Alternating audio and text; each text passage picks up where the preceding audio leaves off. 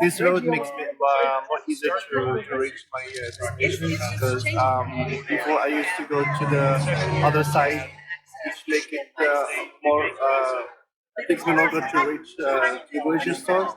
So on this path, make my life easier. So I'm glad that for this improvement that the county did for us.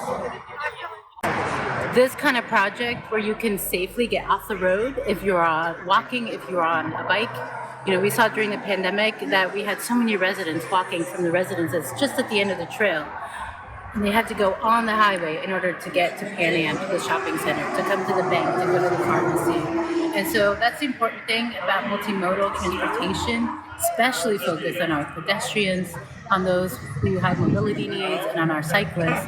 How do you safely get around the community so don't have to get in your car in order to get around?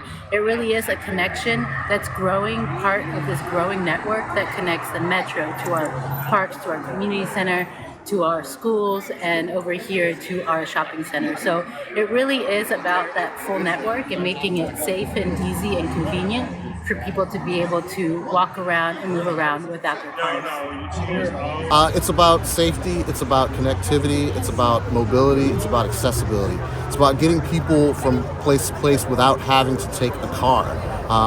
Up to this point, a lot of times people were walking in the street and trying to find their way to get where they need to go. But this is about providing them a safe way to get where they need to go, to work, live, and play. 3, 2, 1, go.